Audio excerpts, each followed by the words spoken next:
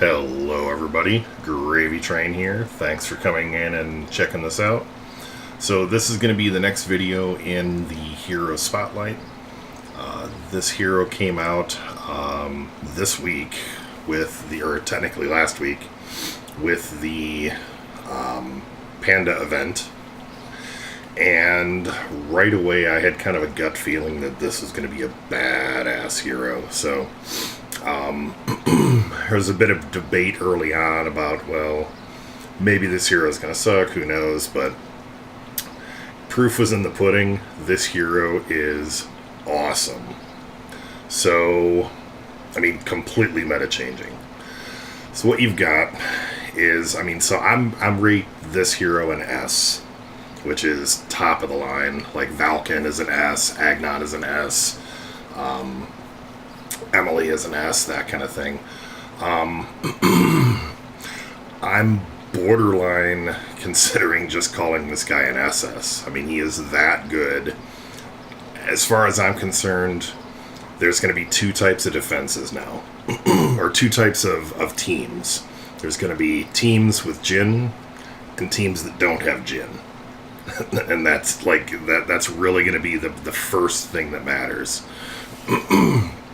So you're either going to have a team that has Jin in it that is meant to beat everything, or you're going to have a team that's built to beat a team that has Jin in it. And at least until things settle down, that's absolutely going to be the way things are. So this video may be a little bit longer. There's kind of a lot to go over, and a lot of subtlety and a lot of synergy with this hero. So if you haven't already looked at my video, the first video in the series on Deadeye, I recommend you take a look at it, because this hero is honor-bound as well as Deadeye. They're both light heroes, they're both ranged heroes. They have a lot of synergy between each other. So to really understand all of the stuff that Jin will be able to do, it's even better to understand it after having a good grasp of what Deadeye can do. So that being said, and you'll have to excuse me, I just had a little bit of a snack and throat's a little congested now.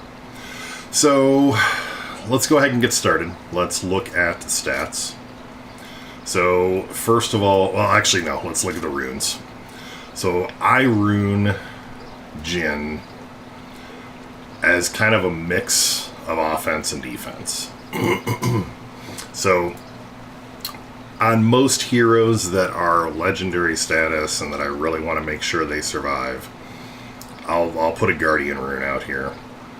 So Superior Guardian rune, and then I've got the Honor Bound rune on him, because it's going to be good attack and then good defense and PvP damage penetration. So you really can't go wrong with those two. Some alternatives, if you've got, like, you could build your Jin up to be more offensive, like even more offensive. You could use the yellow warrior runes that give the plus chance for extra basic attacks.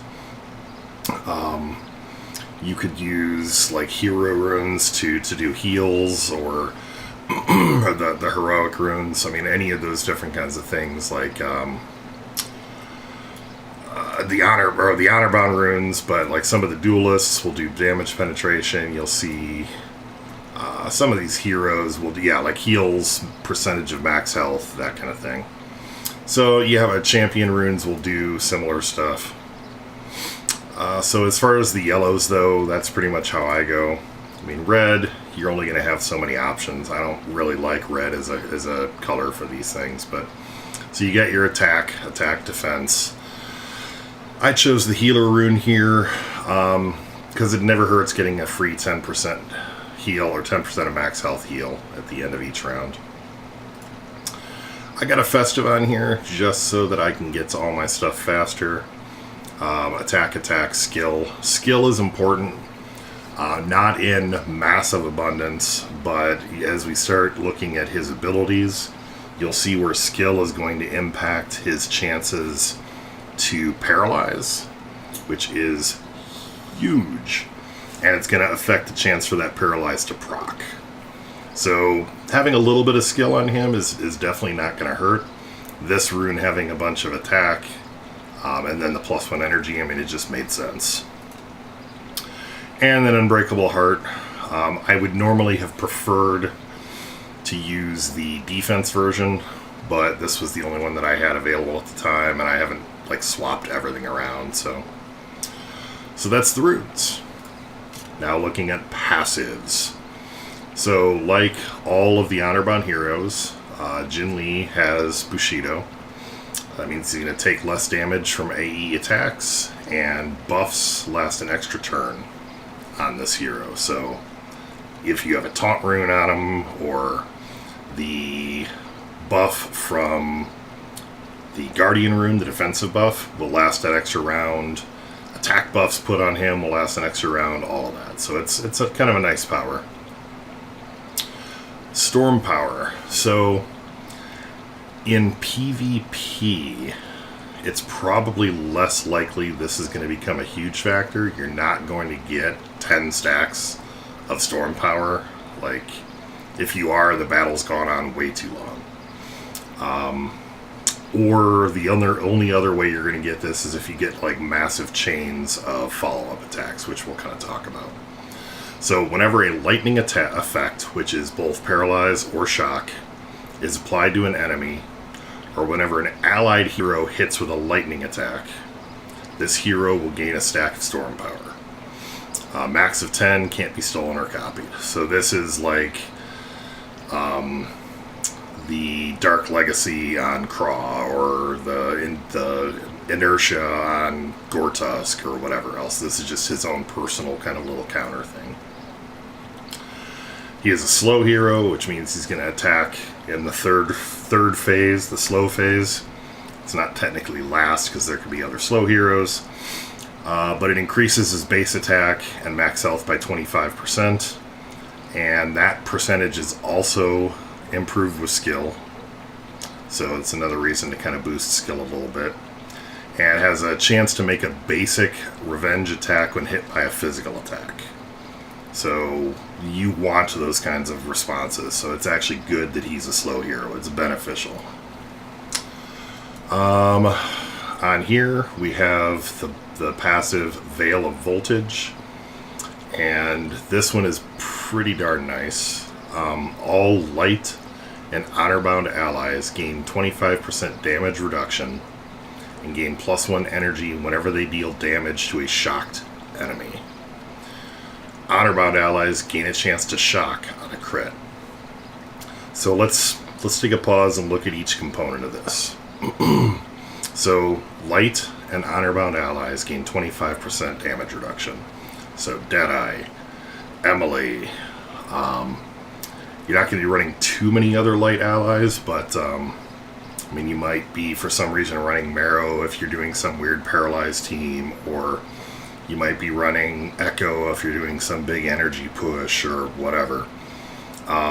Or you might be running Leo for some reason as a tank. I've actually tried that strategy. It works out fairly well. But yeah, they're all light and honor-bound heroes are going to gain 25% damage reduction. So that also means, as far as I'm concerned, the only other honor-bound hero besides Deadeye and Jin is Hansuke. Is going to gain 25% damage reduction as well. And gain +1 energy whenever they deal damage to a shocked enemy, which shock is going to be a big thing. It's going to be very, very common. And that has its own set of perks and everything else. And then they get a chance, honor-bound allies get a chance to shock when they crit. So Deadeye, who will crit a bunch, even though it's not for a lot of damage, he's going to do shock, which means all of those other things are going to proc. Some of the benefits to shock. So shock is an ongoing effect that when you take damage, when you are shocked, and you take damage, you're going to do damage to the rest of your team. Armored heroes take even more damage, and every time you get hit, it does damage, does damage, does damage. So you get a couple of heroes that have shock on them, and all of a sudden, your team is just ripped apart. If there's a bunch of attacks coming in and follow-up attacks and everything else, it compounds and multiplies. So that is very, very useful. Ride of the Lightning. So Jin Lei is immune to lightning, shock, silence, and paralysis. He is still vulnerable to the silence of Jin, which we'll get to. Whenever another ally shocks or paralyzes an enemy or hits with a lightning attack, this hero will follow up with a basic attack on that enemy. So let's look at that again. Immune to lightning, shock, silence, and paralysis, which is all awesome. Whenever another ally, any ally, shocks or paralyzes an enemy, that means, or hits with a lightning attack. So that includes things like lightning touch. That includes powers that have a chance to shock. That includes hitting a shocked enemy and having that lightning hit somebody else. He will make a follow-up attack. So that's pretty darn good. He is mystical. So he automatically gets boosted damage versus tanks and slow targets. I mean, not great, but not bad. And this one. This is what really pushed him from being A to A plus hero to being a solid S or an SS, S plus, whatever. Approaching Storm. Enemies are silenced until Jin Lei's first turn, or the end of the first round.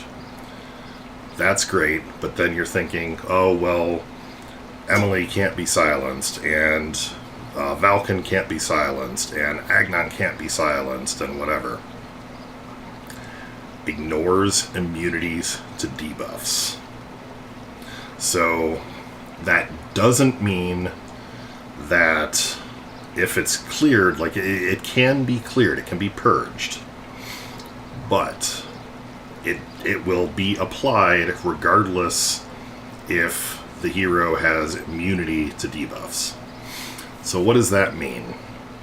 So that means that no matter what, round one, well, I won't say no matter what, in most cases, round one, the entire enemy team is going to be silenced, only using basic attacks.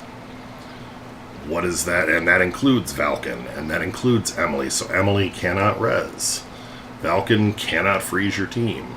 And that was one of the big things that made Valken so overpowered, is there was no way to shut him down for any length of time. With this, the entire team is going to be silenced. Now there's ways to get around it. There's actually 4 heroes, 5 heroes that can get around it. So one of them is Agnon, and another one is Selwyn, and another one is Lily, and they all get around it the same way.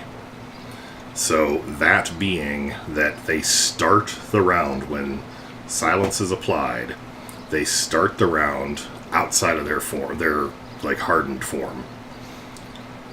The debuff is applied, and then they go into their hardened form immediately after that, which purges the debuff. So Agnon will be able to act. Lily, if she have the skin, will be able to act. And Selwyn will be able to act. Another one is Kai, and let's have to take a look at Kai. There's got to be... I'm not exactly sure why, to be honest. I just know that it's the case, and I'm not overly fond of Kai, so I don't really care. I think he debuffs or cleanses 3D heat. Okay, so he just cleanses the debuffs automatically on himself. And anybody else that has this kind of ability. So Kai will do this, and Dagrind will do this. And Dagrind is the other hero that was on this list, is that they cleanse debuffs on themselves. He cleanses it on himself. Dagrind cleanses it on all of his allies if he's on a team with Valken. So that's a complication to that. because he will clear the silence off the team, but it's not insurmountable. There are ways around it, as I can demonstrate. So, those are the passive abilities, and this is super powerful. Next, one of the most OP basic attacks, ranged light attack that deals meh damage with a chance to paralyze the target for 3 turns. Let's pause here. Paralyze. So paralyze is a debuff. Gets applied. Now paralyze itself does not inherently stop you from taking a turn. Paralyze has a chance to stop you from taking a turn each round that it's active. So depending on the skill of the character that applied to paralyze, and this is where the skill comes into play, depending on the skill of the hero and the base chance and everything else, there's a chance every turn for 3 turns, if this paralyze gets applied, for that hero to just, their turn gets skipped. They don't act that turn. And that will apply even if, I believe, even if the hero is hasted or something like that. So they just, 3 turns, they don't get to act, or they have a chance to not act. And that is huge. Especially because, like, it's hard to plan for something you don't know whether or not it's going to happen. Like, you can look at somebody that's frozen, you know they're not going to be able to act. You don't know if they're going to be paralyzed that turn or not. So that's big. And especially being that this is based off of basic attacks, and this whole team is centered around synergy between Jin and Deadeye triggering, and Valken triggering all this, like, tornado, this tempest of additional basic attacks flying around. That's very powerful. Next, Storm of the Ancestors. Another just gross ability. And gross in a good way for us. So it's a shield piercing, ranged lightning attack on all enemies for 2905 base damage. That ends up escalating with storm power and all that stuff. Consumes all stacks of storm power, dealing 10% more damage for each stack. So if you've had a bunch of hits with basic attacks, you could potentially have 10 stacks. And you go from doing 2905 damage to doing basically 6,000 damage, or 5810 for each stack. But then you're removing storm power. Buffs all allies and himself damage against shocked or paralyzed targets. All of this, I mean, it's almost guaranteed that everybody on the team is going to be shocked or paralyzed. This buff ends up being, I have to check the value, but it's like 200%. Something like that. It's disgusting.